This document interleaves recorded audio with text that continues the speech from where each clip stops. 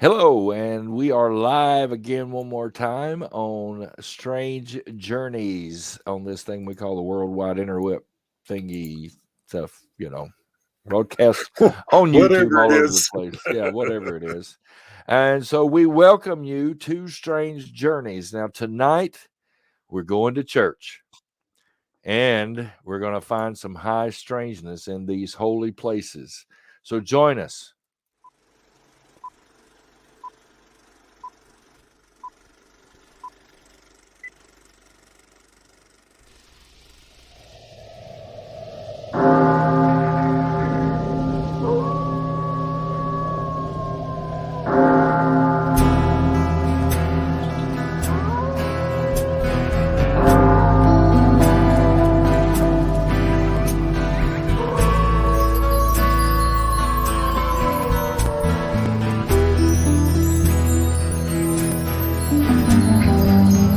Do you want to take a trip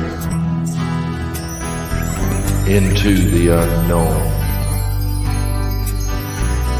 into the unseen, the unexplainable, and the unbelievable? Join our strange journeys.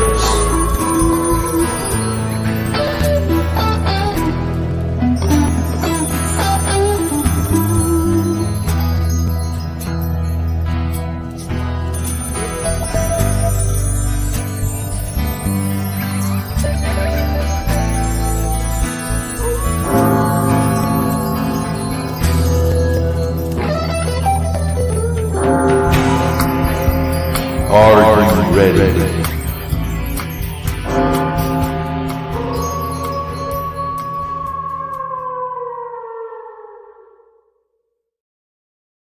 Yes, are you ready for this one tonight? This is we calling it Holy Ghost question mark little g. So and this is part one. I'll explain why in just a minute.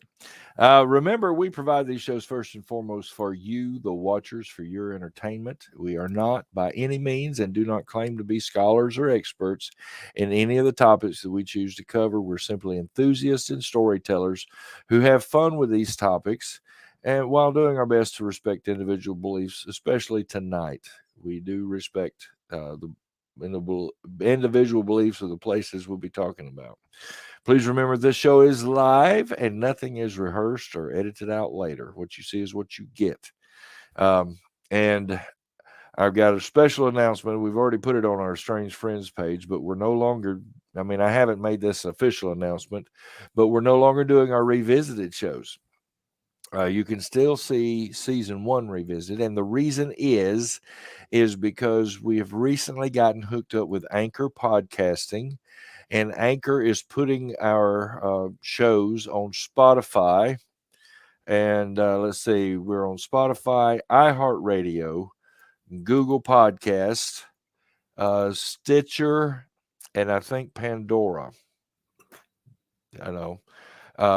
So there's no reason to go back and re-edit these now because we can just put them on a different platform and you can go back and watch these.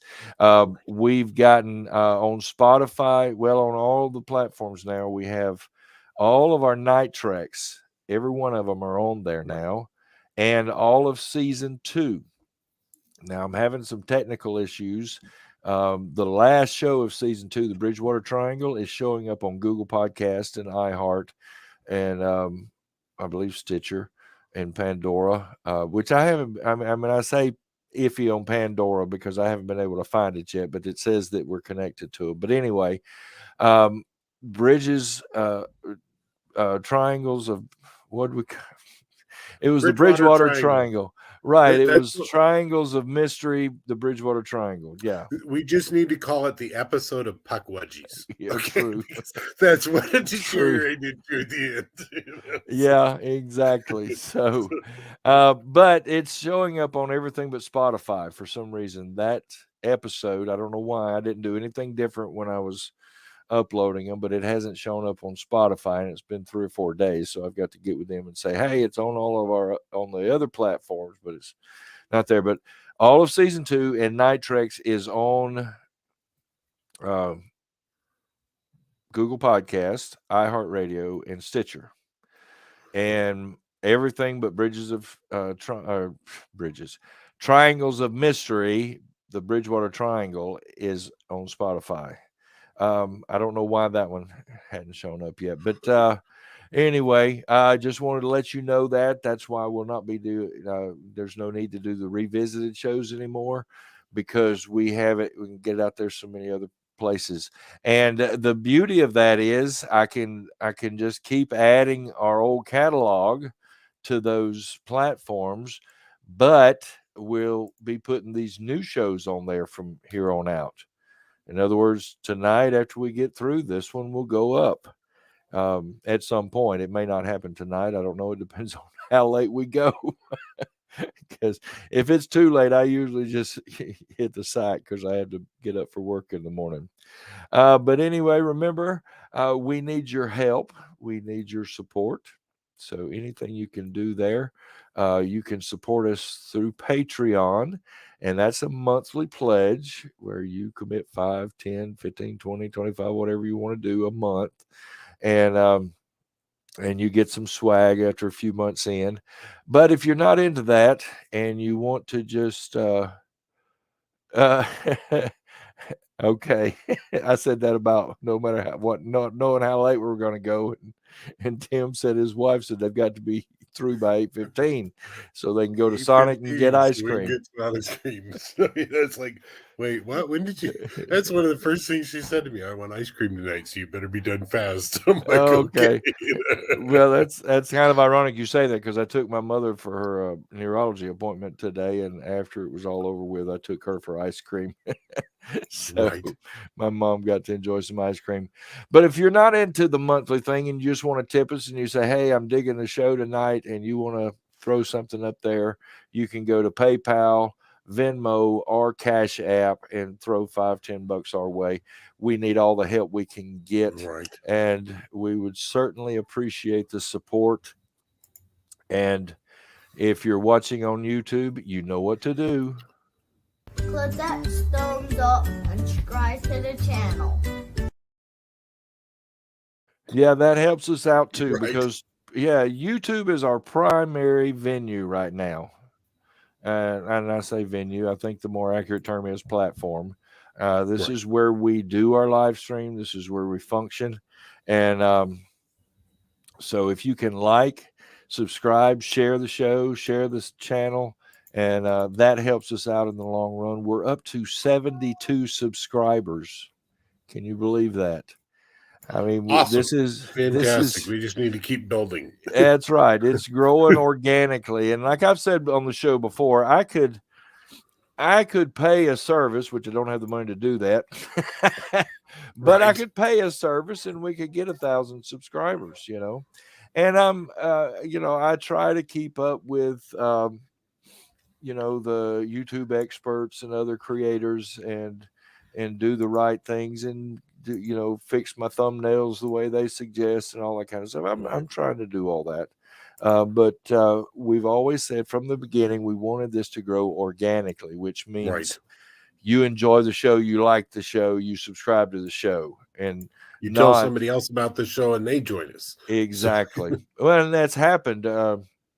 Remember when we had Will Elric on, his friend Lee Peacock subscribed just before the show, and he sat there watching the show.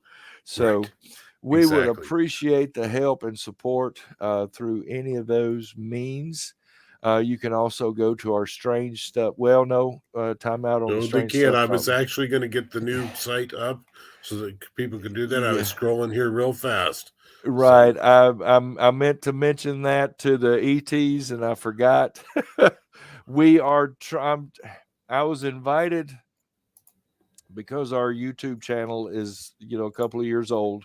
I was invited to this special merch site to start building our merch there. And it has a lot more amenities than our previous merch site, a lot more advantages. And actually, one beauty of it is I can make a team on there, and they come in and they can help me design the merch. So I've got Andrea and Dagny on there as team members, and Andrea has already designed a couple of shirts that are on the new site. And I mean, there is a link. It is live. You can actually go there and buy merch. But I was having trouble. I mean, this is just on the techie side of it.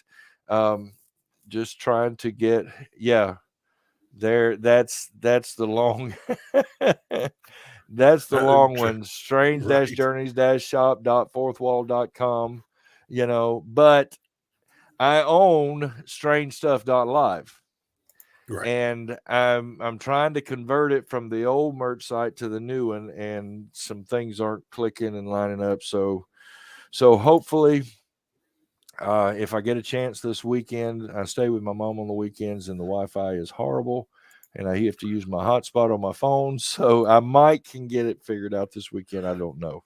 Now I'm going to show this off here in just one moment, but I have. This to me has been like the greatest thing that you all have done here recently. Let me see if I can figure out where it just went. What's but that? y'all designed a shirt, and I'm trying to see if I can no, get it to Andrea save. designed this. That's what Andrea I designed. said. You all designed this shirt because I wasn't around when it was done, and oh yeah, I'm trying to see if I can find a way to save this so we can show it off here. But this was fantastic. Actually, I will just link the. No, that's not gonna work. It is reminiscent of a current popular Television show. Yeah, and it kind of plays off of that theme, but it's not. I mean, there's some similar colors and things like that. Andrea said, "Can I design this?" And I'm like, "Yes." Go for it. Have fun. Have a good time. Well, I mean, everything on the previous merch site has been my designs, and so I've wanted to get Dagny in there because she's made some stuff for the show, but while on the show before, and I've wanted to get some of that, and so now she can actually upload it and do it herself and have it there for our merch. So, but now this is the front of the shirt that Andrea did for us here, and I am just. To me, I'm super impressed. I got to get rid of the banner out of the way because I got to figure out what I did here so that it's not scrolling. It's actually just here. But this is like, when I saw this, I was like, you know what? I would wear this on tours while I'm running tours instead of my normal orange Raven shirt. I would probably wear this instead. So yeah, that is an awesome design. And she has a back as well. It says something about the show's so good that it'll turn you upside down. Right. So, but yeah, so be watching for that. Strangestuff.live. Hopefully we'll be, I mean, the site is live and it doesn't have much on it right now. We've only got 4, 5, 6 designs on there. And if you ever went to our old site, it had tons of stuff. Right. Everything that I had designed since the beginning of the show to current. But this new site, I'm slowly getting things transferred over. So we'll be adding some stuff as we go.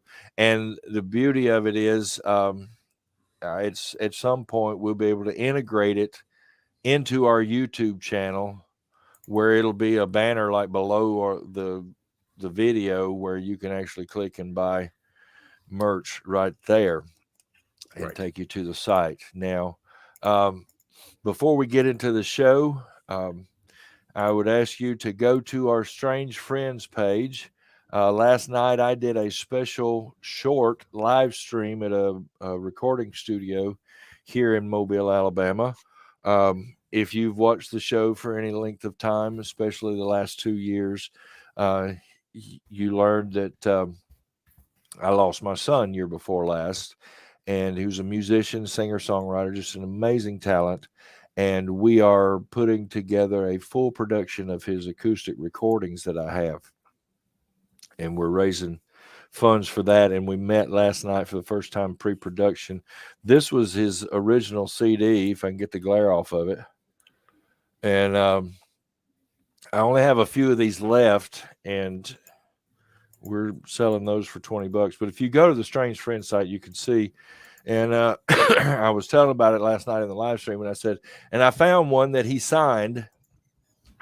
And so I have his signature, and I know where the others are at. I haven't dug them out yet. I hope they are signed as well. But the producer, the guy that's going to be doing all this for me, he says, I got a $20 bill for you right there. He said, I want one of those. Exactly. So he said, I want that one with the signature. I'm like, okay, it's yours. So I've got this set aside for my buddy at the studio. So please, if you get a chance, go to our Strange Friends site. There's a post on there, and you'll see it is Zesty Music Production, and there's a link if you can help us out. I'd appreciate it.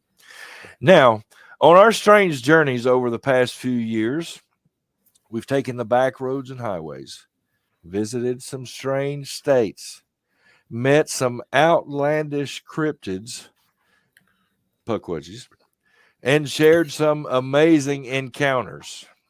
And tonight we're going to step into some famous chapels, some historic churches, some haunted sanctuaries, and at least, well, I only found one unusual synagogue.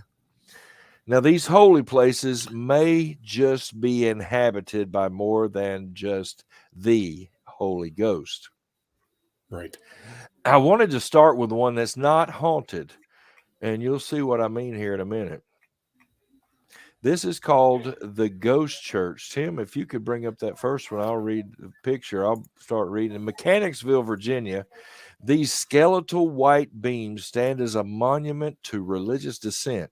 What looks like a skeleton of an open-air chapel sits on the side of a rural road in Mechanicsville, Virginia, but what locals call the Ghost Church is more of a suggestion of a building. The white beams that comprise the structure were erected in the place where the historic Pole Green Church once stood. It's said that Samuel Morris, a local brick mason in Hanover, began offering his home to family and neighbors to read the Bible and religious tracts on Sunday mornings. This marked the beginning of the Hanover dissenters, who fought the state-sanctioned Anglican Church at a time when doing so could result in jail time. To me, that's always been sad. Right. You know? Yeah, I hear you. That one religion or religious point of view is considered more important or better or more righteous or whatever, and they don't accept anyone outside their faith. That has always been sad to me. The dissenters used Pole Green, built in 1764, as a meeting house. The church played a vital role in the pre-revolutionary struggle for civil and religious liberties. A newly ordained Samuel Davis was invited to preach at Pole Green, and he was the first licensed non-Anglican minister. He was a pioneer in the movement to teach slaves to read. He's also credited as the first American hymn writer. The slave spiritual, Lord, I Want to Be a Christian in My Heart, originated at Pole Green. I've heard that song. I have too. I think I sang it growing up. In 1864, during the Civil War, Pole Green Church burned to the ground. The foundation of the original church is on the National Register of Historic Places. So they erect, I mean, to me, it's a piece of art. Yeah, I think it's an interesting way to show the creation of this particular organization, even all the years after the Civil War, being burned down. At least it shows that there was something spiritual moving there. Yeah, I mean, they call them dissenters, but without getting into a lot of detail and personal experience, that's kind of what I've been in the past 20-25 years, where people think just because I'm not in that organization or that church that I don't believe. I told somebody the other day, I said, when did I lose my faith? I never lost my faith. I still believe. Right. I function differently than you think I should, and that's okay. I can't tell somebody.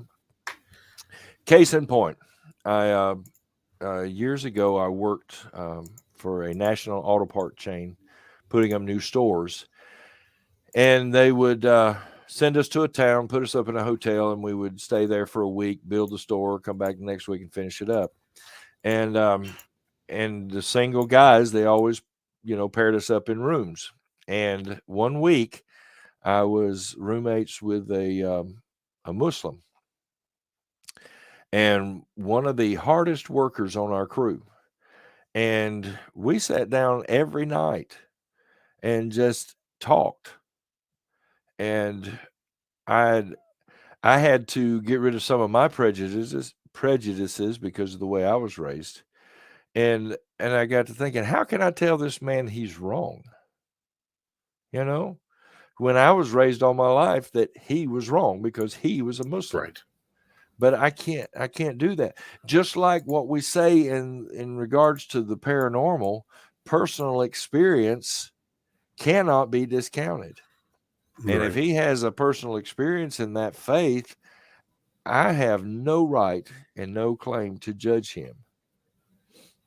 You know, and I mean, didn't Jesus teach us the same thing? Judge not. You know, we accept people where they're at and what they do. Right. All right. You want to tell about the Bruton Parish Church? Yeah, we'll talk about the Bruton Parish Church here.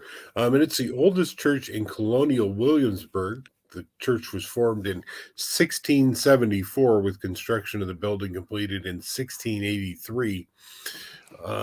It served as a hospital during the United States Civil War and later as a mass burial site for about 100 Confederate soldiers killed during the Battle of Williamsburg.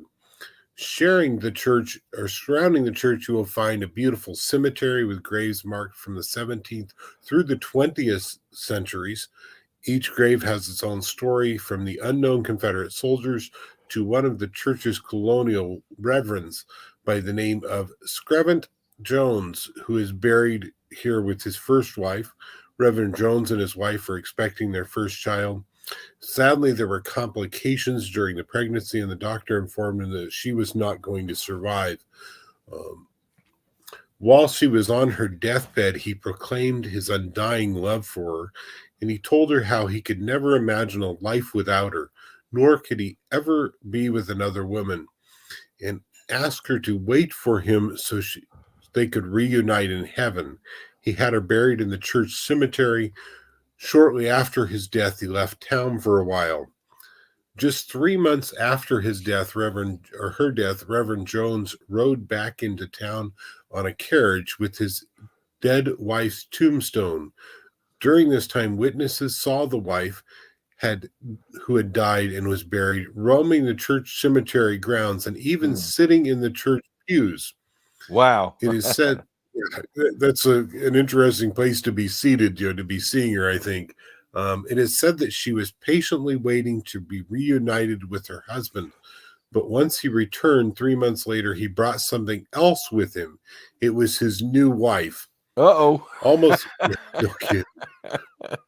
Almost immediately upon the arrival of Reverend Jones and his new wife, people continued to see the apparition of the original Mrs. Jones throughout the church building and the graveyard. Only now she was very upset by the new wife and was seen crying and wailing, angry over his broken oath.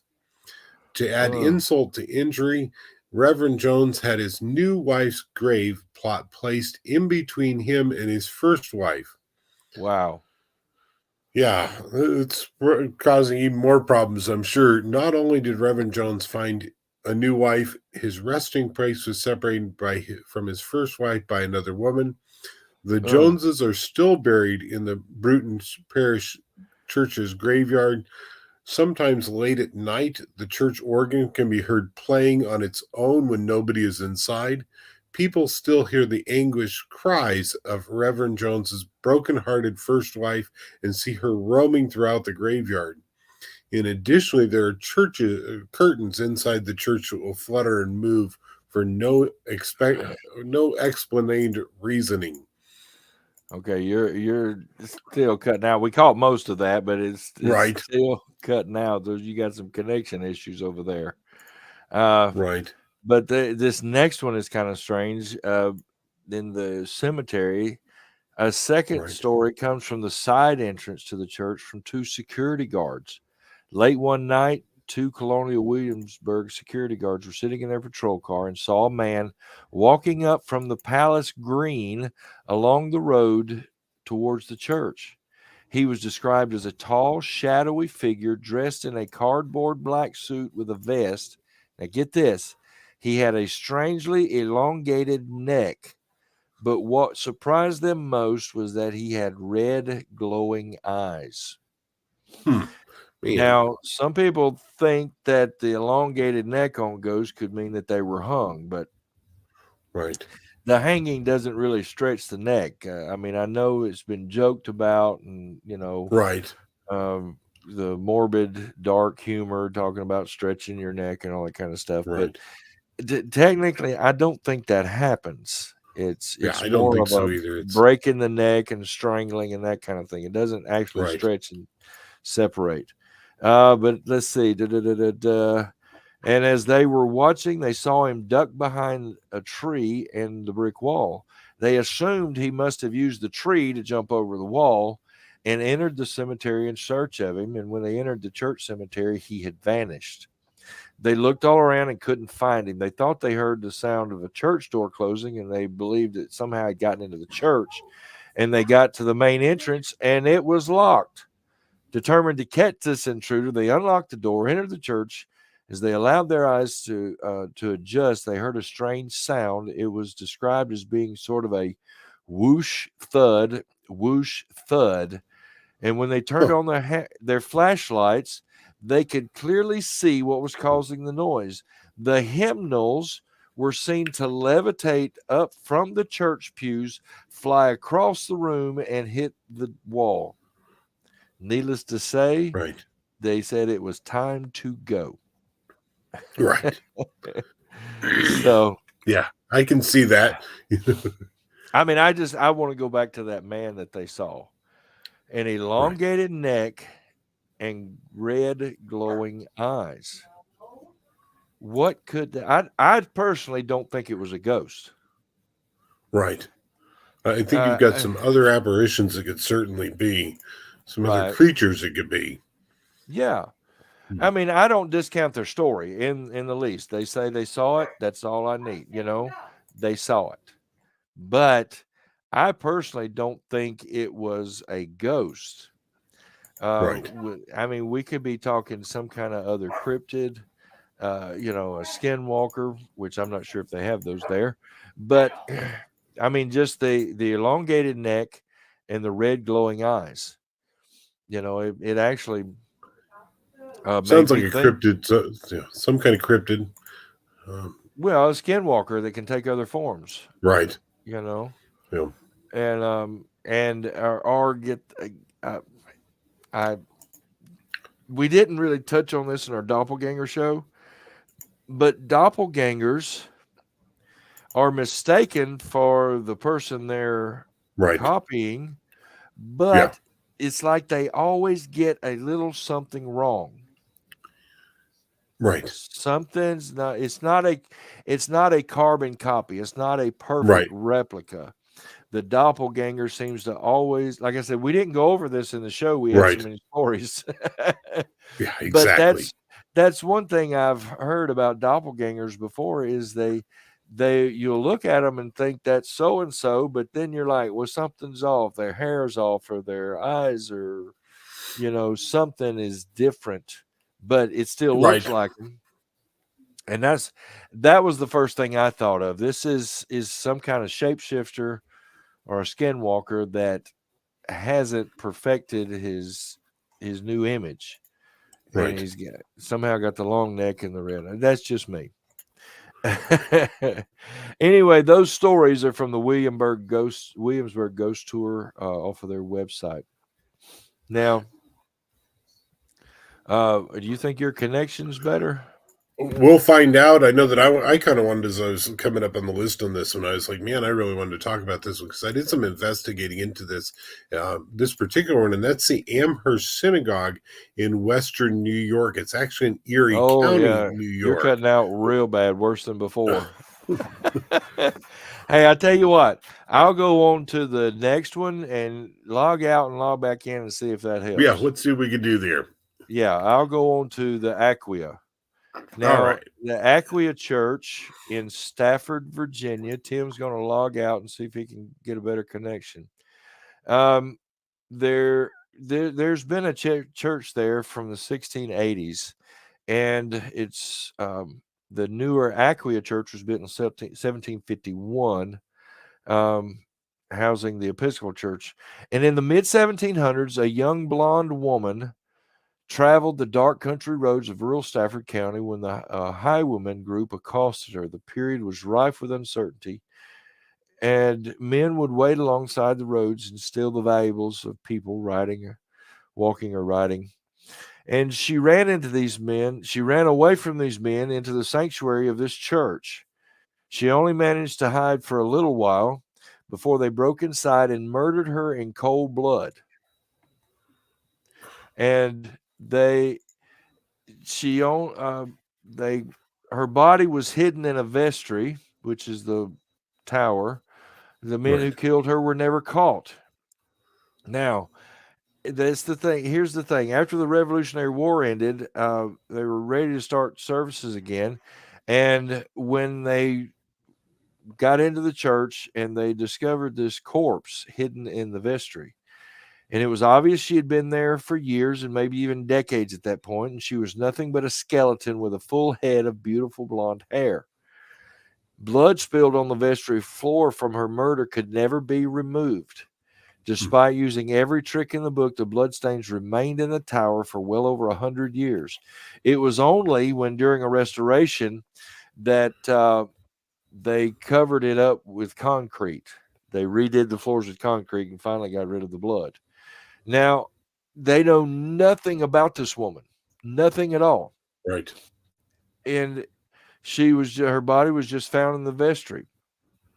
And so, as that is like the foundation, strange things have begun to happen in the church ever since the discovery of the woman's skeleton. Members of the church have mentioned hearing footsteps. We talked about that a couple of shows ago. Walking around all hours of the night. They'll break into a frantic run at night, but no one's there. Noises can be heard in the vestry. Some are saying it sounds like a struggle. There's sometimes a groan, a whistle, or even a call for help. Several people have also mentioned seeing a transparent woman in the church's windows, on the balcony, or even in the graveyard. The church members have dubbed her Blonde Beth due to the hair found on the skeleton. Now, in the 1900s, brave people would try to stay overnight at the church, but were chased away by an unfriendly presence. A custodian working in the graveyard saw a ghostly woman's face floating among the graves. Another man saw a woman smiling at him through the balcony windows before she vanished. In the 1990s, there was a celebration of the church's bicentennial anniversary. The church invited a group of Civil War reenactors to pitch their tents on the church lawns between the graveyard and the church building. They planned to stay from Saturday night until Sunday. Now, this is cool.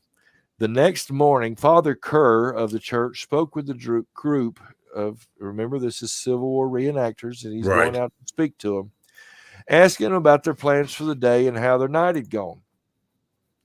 Now, a few of the group members admitted they had a strange incident the night before. A man explained to Father Kerr that he had witnessed a red and orange flickering light in the vestry. It swayed back and forth and flickered on and off the entire night. Now, other guys in the group confirmed they had seen the light too. Now, one person jokingly said, it was a ghost. And then he told the father he needed to check out the light bulb in the vestry. It was probably loose in the socket, and that's why the light had been flickering. Father Kerr just smiled at the group. He explained that the light was probably from Blonde Beth, the church's ghost, without missing a beat. He thought she might have been curious about the Civil War soldiers camped on the lawn and why they had returned after a full 200 years after the war had ended. He also explained that the shocked group that it certainly wasn't a light bulb they had witnessed all night, because the vestry had no electrical wiring or lights. And this was the pastor, or, the father. The minister of the church, right? Yeah, he's like, it was Blonde Beth. Now, they're still active. The church is still in use today. They give tours. still hold service. They are the oldest functioning church in that county and plan on staying that way. But just they suggest that if you want to check out this beautiful and unique building, book your appointment during daylight hours in case you might be frightened by Blonde Beth running past you in the church, as she's been doing for centuries. And that's from the DC Ghost Tour. Right. And Blonde Beth. Okay, I think we might have a little better connection there. We'll find out here. I don't know what's going on. Sometimes things are wonky here in Kansas at the moment. My wife said the internet's been acting up all day. I'm like, well, I have no idea why. And then I sat down with her for a little bit and watched some television. Well, we stream everything and didn't seem to be acting up. So who knows what was really going on. But I did want to talk about the Amherst Synagogue, because you and I had talked a little bit through private messages and stuff about adding synagogues and other religious places to this particular show. And this was the one that I found to be real interesting, because there is a video of this. This building is still in use today. But it's actually in upstate New York in Erie County. The church is fairly young, though. It wasn't built until the 1980s, and they're actually calling it the Old Amherst Synagogue because they've now built a new one along the way. According to legend, there were actually 3 men that died during the construction of this particular building when one of the walls collapsed on top of them as they were putting up the bricks. Wow. I couldn't find a record of that particular event because I'm searching, newspapers, but it could be. Those 3 tragic deaths aren't the only bloodshed that would take place here. Legend says that the land was once a dumping ground of a child killer in the area, particularly a serial killer, and then that there are paranormal activity in the area that seems to support this particular claim. Right. The building itself it has a unique design reminiscent of the quirky decade it was constructed in, and yet many people who dare to visit after dark claim that it is one of the scariest places that they have ever been. The synagogue, while a church now, except that when one of my research things that I was showing is that it's currently being used as a restaurant. Huh. I was like, of all the weird changes to have gone on, itself isn't haunted, but the undeveloped field behind it is actually where a lot of the spirits are seen. Yeah, right. They're seeing it actually behind it. And so I was like, okay. And the one person that I was reading about this being a restaurant now was talking about that you could sit in the restaurant windows and watch lights and shadowy forms in the field that is back behind this particular synagogue. And I was thinking, of all the weird places to turn into a restaurant, a synagogue would be kind of an interesting one. But I don't know how recent her thing was, and it seemed to be fairly recent, like 2021, 2022, somewhere in there. Okay. And I was like, okay, maybe it is still being used as a restaurant. Maybe they've gone, wait, we're going to turn this back into a church. Let's get the restaurant out of here. It's not working. So. Well, I wanted to bring in synagogues and temples and other things. Just because of schedules, I wasn't able to do is complete a research. So that's a good place to mention that this is part 1. Right. And we want to do part 2 within the next week or 2 because Lewis has some amazing stories and he couldn't be here with us. So I'm like, we got to get Lewis on the show. And Andrea has found a video from the Asbury College revival that was uniquely paranormal. And I say paranormal, you could call it supernatural if you're in the church. Right. But she has a unique video, and I want her to be here. She couldn't be here tonight either, but I wanted her to be on the show. So we're going to plan part 2 for when they can be back on the show. And we'll try to pull in some temples and because there's several haunted like Hindu temples in India that there are stories about. So we want to get into that. Now, from the Lineup website, they have an article called Eight Truly Haunted Churches. And this first one is in Alabama. The Adams Grove Presbyterian Church, located in the middle of rural Alabama, about 20 minutes from Selma. It's no longer used for services. You can look at the current picture and tell. But a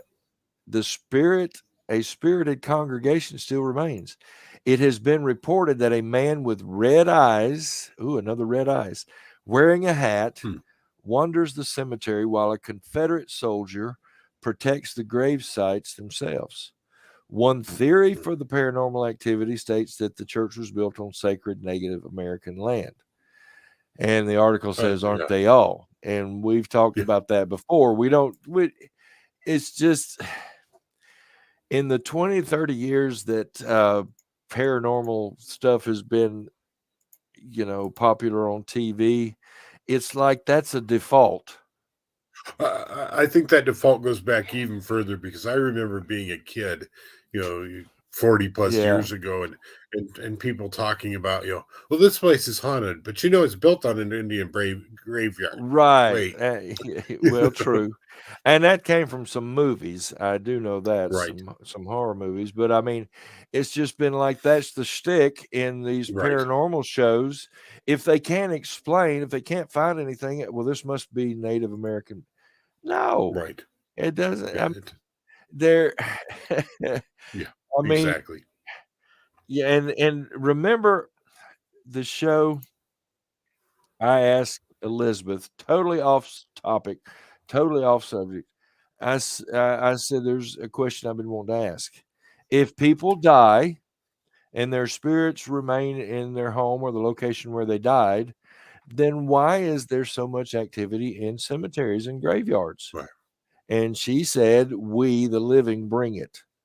We bring the energy. Because, I mean, you've investigated in graveyards. I've investigated in graveyards, and there is activity. Right. Exactly. But the people didn't die there. I mean, the only thing in that graveyard is their remains. Right. And so who knows? Anyway, tell us about the next one. Where'd it go? I'm talking about St. Paul's Chapel in New York, New York. This is a place of worship in Lower Manhattan, has frequent visitors. An actor by the name of George Frederick Cook, who donated his head to science to pay for medical bills.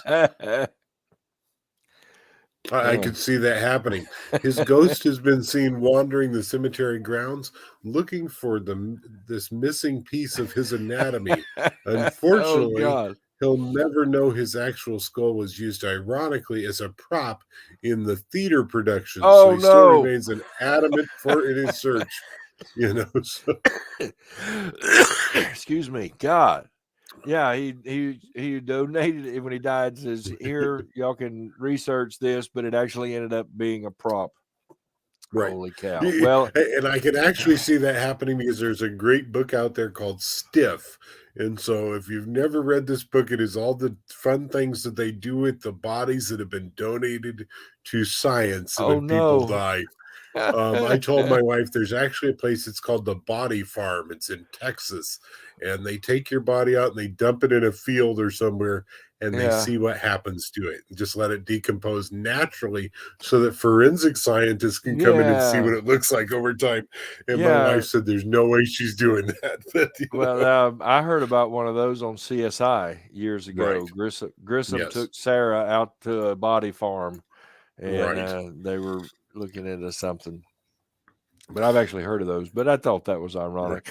And Lewis needs to where was that? That was in it's in New York. I was in New York, right down in Manhattan. In Lower Manhattan. So. Well, it was Lower Manhattan, so we could call that Southern Manhattan, and maybe he can include in Southern Spirit Guide another theater ghost. There you go, Lewis. Right.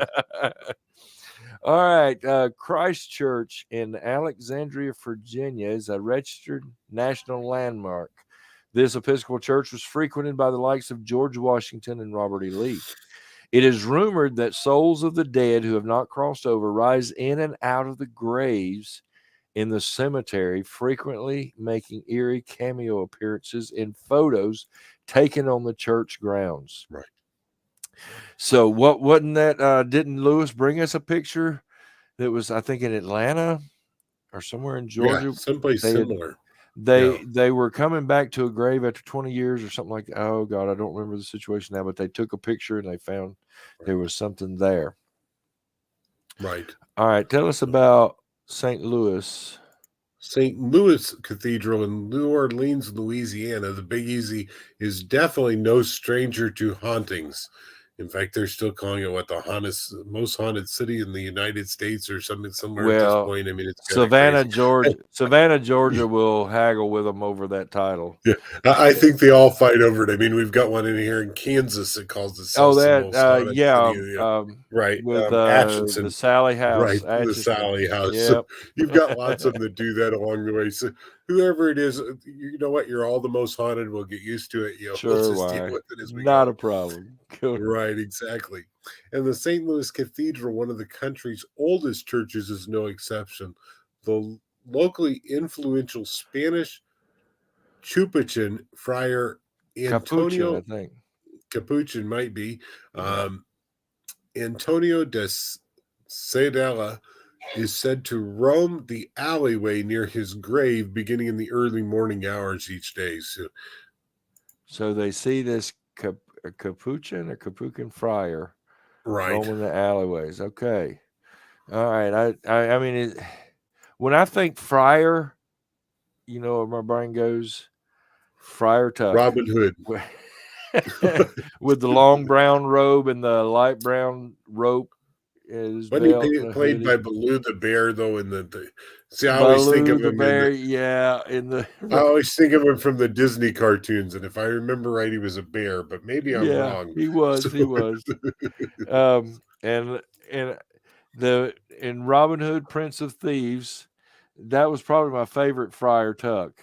Right. The Lord has blessed us with beer. Right. Okay. Exactly. Let's see what's next. St. Mark's. In quiet Cheyenne, Wyoming, a humble little church is alive with apparitions. It all began after the construction of the bell tower in 1886. One of the workmen, a stonemason, died while building the tower, and it is said he still remains there, mumbling to himself and banging the walls. He has yet to ring the bell, though. That would, I can just imagine you're walking through and you see this apparition walk through, and he's just mumbling. He must have been a grouch. I don't know. That's just funny to me. Yes, exactly. And that seems to be some of them that are stonemasons for whatever reason. When they die, I've heard lots of them just wander around muttering to themselves. Maybe they're calculating out exactly what went wrong with that stone that fell on them and killed them. I don't know. Yeah, what happened? Where did I go wrong? Exactly. All right, Most Holy Trinity Church. Where's that? In Brooklyn, New York, the Most Holy Trinity Church, built in the late 1800s in Williamsburg, sits atop a former cemetery. What were the chances there? But, it does happen all the time. And it's said that not all the bodies were properly exhumed. So their souls continue to haunt this Roman Catholic house of worship. The souls of the dead fill the hallways with their voices and turn the lights on and off randomly. So, well, again, it goes back to, the question I asked Elizabeth, why? I mean, I think it's that association we have with death. Right. It would be so awesome to have been raised Mexican where there's not that stigma, because, November 1st, they have Dias de los Muertos. Dia de los Muertos. Yeah, the Day of the Dead. Where it's not a fearful thing. Right. I mean, they have all these skulls garishly painted and all, but and we see that in the States and we think, oh, that's creepy, that's weird. But it's normal for them. They don't have a problem. It's not creepy to them. The dead is not creepy. And to us it is. Right. So well, to some it is, I guess. To those of us that are doing the paranormal research and are into this thing, I don't think it's quite as creepy as it used to be. True. True. Yeah, and that's you're right. I mean, you get started in this and you think, "Ooh, that's creepy," or "Ooh, that's creepy," and then as you spend time dealing with it, you're like, right, yeah, whatever. Right. That's cool. That's not creepy. Right. It's Exactly. Cool. You know, we love the strange and the unusual and the paranormal. Yeah, that's all good. Right. Washington National Cathedral in Washington, D.C. Stories persist about Woodrow Wilson walking the halls of this neo-Gothic Washington National Cathedral, tapping his cane against the walls. And there was a library fire in 1946, which left some folks were stranded in the basement. And many visitors to the lower level reported extreme feelings of uneasiness and being watched. I just wonder what President Wilson was doing, tapping his cane against the walls. Yeah, I mean, I that's could what get I was it. wondering too. Is he, walking on the marble floor or whatever, you hear that click, click, click of the cane, but tapping the walls, I don't get that. Oh well. I was going to type in a search. Sometimes, my squirrel method goes, and I'm like, I should look up and see, is there believed to be treasure in the walls of the National Cathedral? Probably shouldn't be doing that in the middle of the show. Yes. All right. I'm looking ahead here now, and I'm missing some pictures. So it's all right. We've got the beautiful Church of St. Andrew on Staten Island, New York. Seems like Staten Island's got seems like New York has a lot of haunted churches, doesn't it? Yeah. At least according to this show. Found in 1708. Founded in 1708, it is still in operation today and serves as a relic of New York City's early colonial history. But some early settlers are still present within its walls. It has been reported that the flames of candles move without any explanation, and heavy musical chimes ring and shake in the middle of the night. Wow. Yes. I mean the candles that one's iffy for me. You know what I mean? Right. I mean I've used candles in ghost hunts before. Right. But you've got to be real careful. You're in an enclosed room with no wind. Make sure that any AC unit is off. There's no fans blowing. Right. And even then, I'm not fully convinced that a flickering candle flame is paranormal. You know what I mean? Right. Now, exactly. If something goes over there and snuffs it out, that's one thing.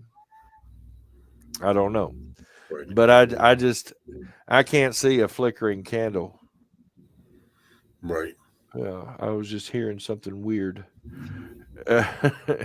something real deep and bassy. Now this next one, car. This Butler Church. We'll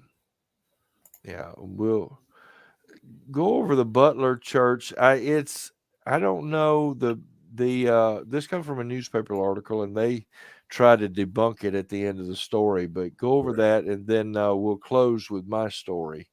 Certainly. Nestled deep in the woods in Butler County and Covington County line stands the Consolation Church. The county church. Yeah, Consolation Church. Here's your consolation prize.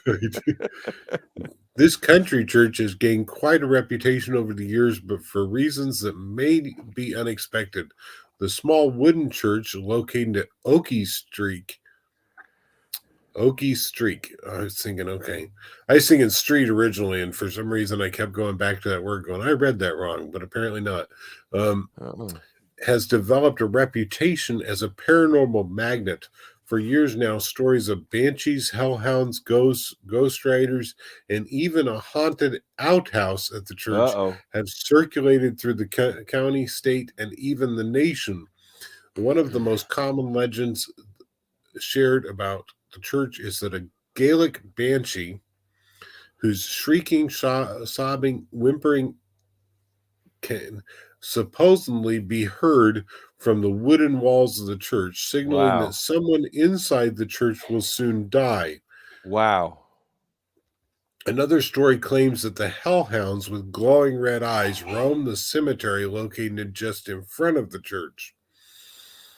The cemetery, which houses graves dating back to the early 1800s, is the final resting place of several men who served in the Confederate Army. It's rumored that those who visit the church can hear the sounds of soldiers marching, but the banshee or banshees, hellhounds, and Confederate soldiers aren't the only ghosts rumored to haunt the church. There are also stories of two children who haunt the property. The first is a small boy playing with a ball. Sometimes he appears to those who visit the church. Other times, only his laughter can be heard. Legend has it that if the boy, whose presence is accompanied by a sudden cold wave of air, rolls the ball to a person and that person picks the ball up and rolls it back to the boy, that person will soon die. Uh-oh. The second spirit is that of a small girl. She appears and skips down the road before disappearing again. Another story associated with the church involves a black 1964 Ford pickup and its ghostly rider. The story goes that if a visitor loiters at the church for too long on a night of the full moon, the truck will appear and chase the visitors. Get off my property. Right, get off my land, right. Maybe it's an old minister or something that was there, a caretaker of the church. That's right. That old man going, get off my lawn. Right, exactly. If the church catches up, or if the truck catches up with the visitors, their vehicle will crash, killing everyone inside the vehicle. The final tale linked to Consolation Church is that of the outhouse that sits just a few yards behind the church. Legend has it that if anyone enters the outhouse, the door will shut and lock behind them, holding that person prisoner until someone from the outside opens the door. Okay.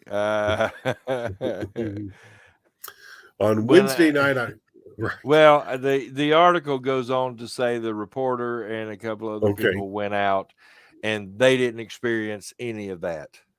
Right. Well, no, you just happened to sit there for one night for a little while. You're probably not. Right.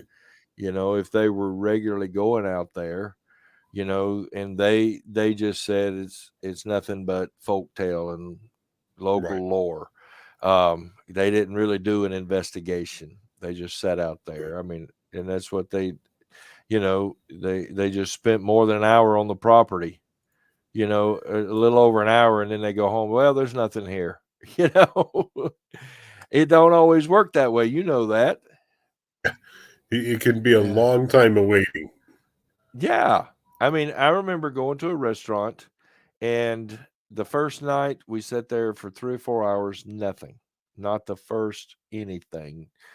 Get back home, nothing on the recordings. Nothing. Just a whole big night of nothing. Next night we go back, and it was like when we walked in the door, activity started. Chairs moving, light anomalies, you name it, shadow figures, one thing right after another for several hours, so who knows? I mean, you don't know, but I just didn't think it was worth going through the article, because the rest of it, because that's all they, we didn't see this, we didn't see that, we didn't see this, and so that's all they were. Well, anyway, we're going to close it down with my a personal story. Wait, that reminded me. Well, two things. One, the outhouse deal. When I was working a construction job a few years ago, and we were up on scaffolding, and anybody that went to the Porta John out there, they tended to get pelted with dirt clods while they were in there. And one or two got knocked over while somebody was in it, so so that may not be paranormal at the Consolation that Church. may be somebody else doing it to him, being like, you're stuck until we let you loose. That's right. You'll come out when we let you out. But it also reminded me, a good place to play a prank. You asked me earlier today if you had ever shared on the show about your imaginary friend when you were a kid. Is that a church related story? We will do that maybe the next show. Even we will jump into that. Okay, but it is sort of related to churches. So, okay. Well, your dad being a minister, my dad being a minister, I have seen some things in my time in the church, but could be classified as miracles. But right. I don't know. But what I shared on our very first show, Personnel Paranormal, where each of the ETs shared their stories, I wanted to close out tonight with that story because this is a picture of my grandfather's farm from back in the late 70s. Yeah, we know the actual day. I mean, I'd say the actual day. We don't know. I don't know the date, but the pilot came by a few days later with prints of this and sold them to my grandparents. And this sat framed on the wall of my grandparents' house for a long time. Right. Excuse me, but you see the house in front with the car pulled up to it. That was my grandparents' house. Straight behind that is the new barn, we called it. But over on the left, you'll see one with a gabled roof and little, long eaves sitting out in the top left-hand corner of that picture and a tractor sitting out front of it. That barn was originally the old Refuge United Methodist Church that was a couple of miles up the road. When they built their new building, my grandfather purchased it. Now, as you'll see on that building, you see a truck parked under one side. Right. Well, on the other side, under the overhang, one night he had a corn trailer. Okay. And under that overhang, and it was one of those corn trailers with the sloped bottom that had a like a guillotine at the bottom, but it was actually a chute. And you'd pull it up and the grain would spill out. And exactly. So, but it was probably a good 8 feet tall. Had a ladder on one end. As 9, 10, 11-year-old boys, we loved climbing up in that thing, And we were sitting there one night at dusk, just as it was getting dark, and we were down in the deep, call the deep side of it, where the chute was at, because we could actually stand up there. And our chins would come to the edge of the trailer up top. Right. So it was a good 3 or 4 feet deep, because like I said, the bottom sloped so that you open the chute and you could pour the grain out. Well, we're sitting there that night and we heard footsteps in the barn.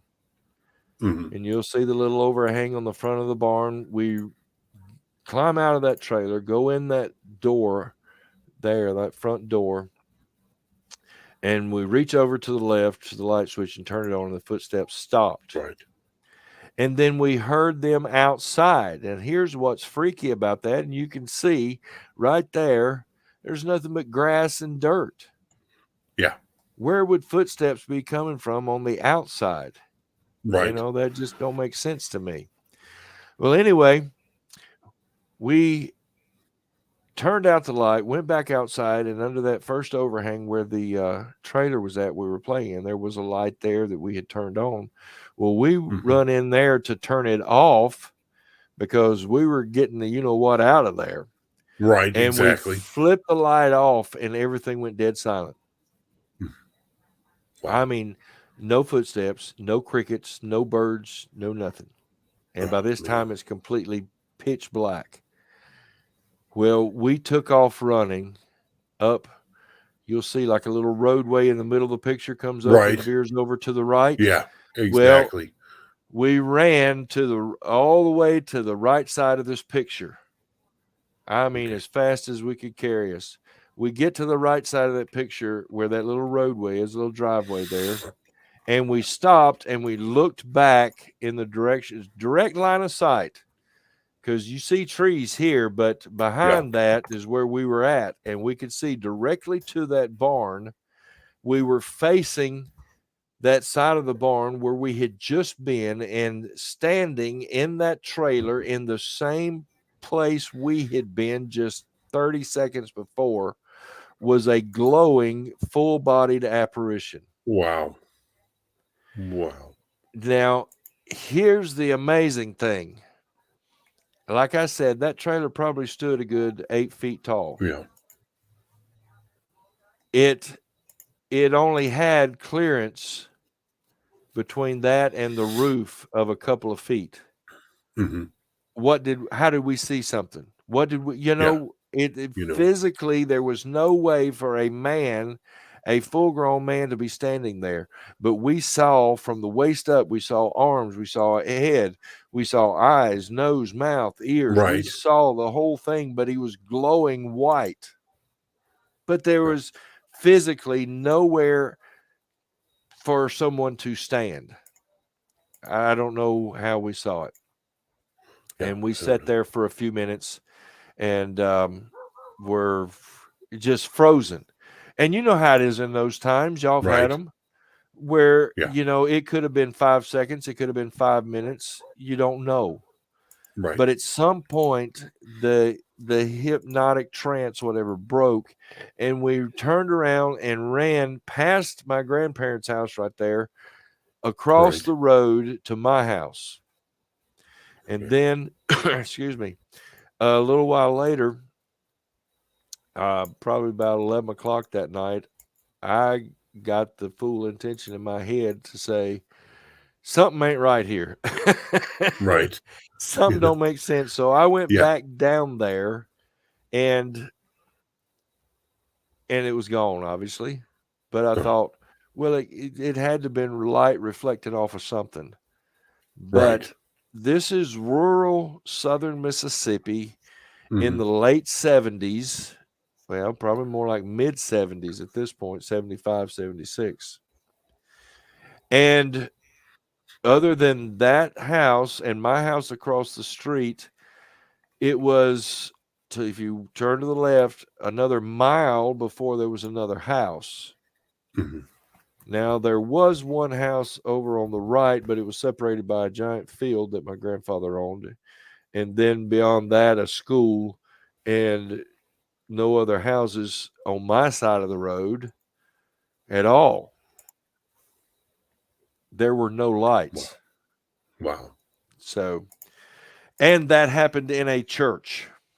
And that was my whole point of bringing this to the table tonight, was that this had been a church. And if you listen to our Night Treks